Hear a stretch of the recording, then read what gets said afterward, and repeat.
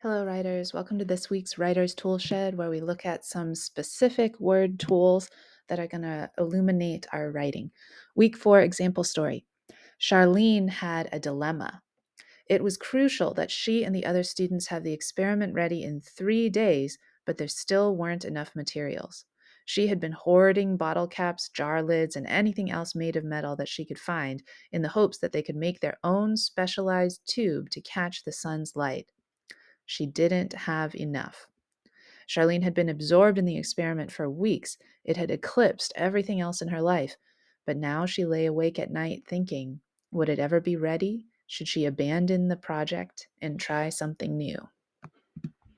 Our first word, dilemma, is a noun. It means a serious problem, and it usually involves a choice between different options. This man has a dilemma. Should he go left with the red arrow, or should he go right with the blue arrow? And he doesn't know what to decide.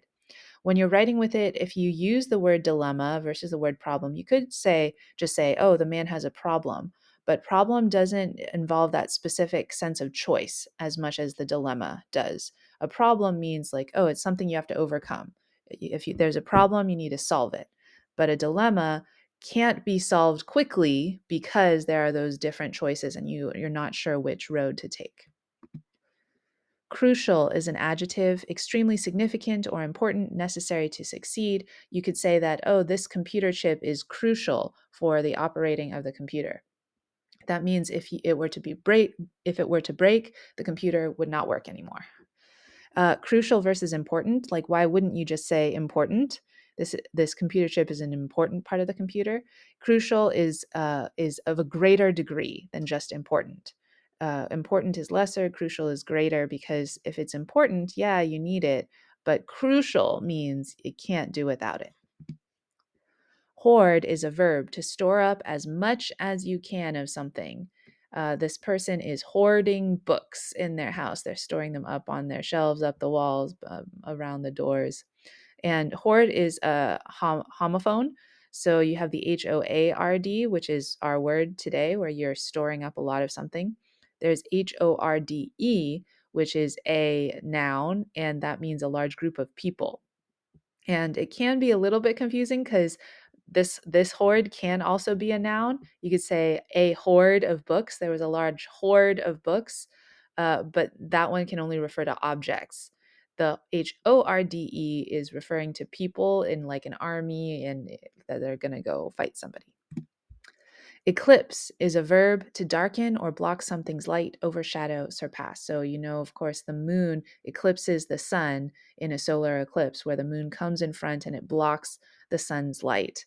But you can also use this in terms of people or things, like Charlene's experiment eclipsed all the other parts of her life, which means that it blocked all her thoughts of those other things. It was so important that it took up her entire view. If you're saying eclipse versus outshine, like outshine has a similar meaning, like one thing seems to shine more brightly than the other, so you look at that thing, but eclipse is even of a greater degree than outshine. Not only are you shining more brightly, but you're just blocking the other thing altogether. Last one is abandon, is a verb, to give up on something completely forever. This car has been abandoned in the forest. It's been rusted over and it has ivy growing on its tires.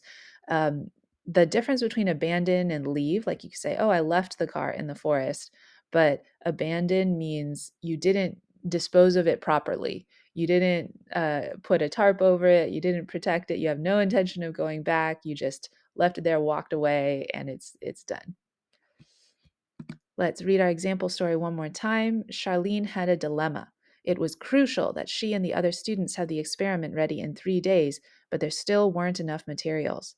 She had been hoarding bottle caps, jar lids, and anything else made out of metal that she could find in the hopes that they could make their own specialized tube to catch the sun's light. She didn't have enough. Charlene had been absorbed in the experiment for weeks. It had eclipsed everything else in her life, but now she lay awake at night thinking, would it ever be ready? Should she abandon the project and try something new? That's all for this video.